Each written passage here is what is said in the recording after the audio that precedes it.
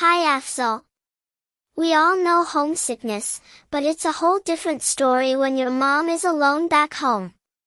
Zal, since your dad passed, how do you cope with missing her so much when work keeps you away? Hi Yuri. It's incredibly heavy. If it were just missing home-cooked meals, it would be easy to find a replacement. What really tightens my chest is imagining my mother eating alone, or when she's not feeling well but I'm in a city far away.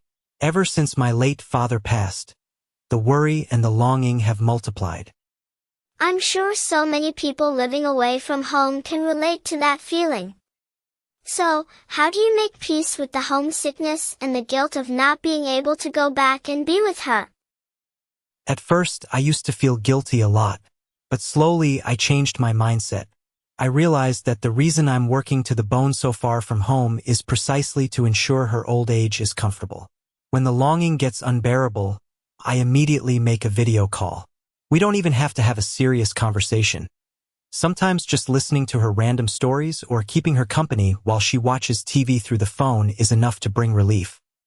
Trying to be present even if it's virtually, right, Zal?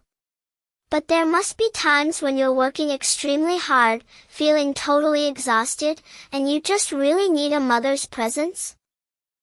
Well, at that breaking point, my ultimate weapon is simply prayer. I realize I physically can't watch over her 24/7. So, I entrust my mother to the Creator. For me, prayer is the only and most effective way to give her a long-distance hug. Prayer as a long-distance hug, that is incredibly deep. To close this off, Zal, what is your message for our fellow friends out there who are in the same position as you?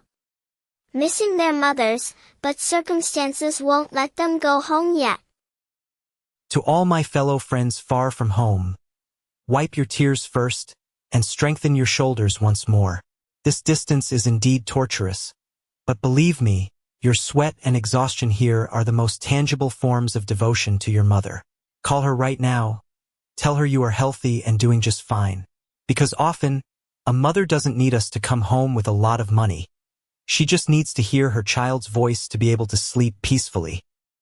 That hits right in the heart. Thank you so much, Afzal, for sharing your story today. To everyone striving far from home, stay strong. Take care of your health, until the time comes to return home bringing pride. See you next time.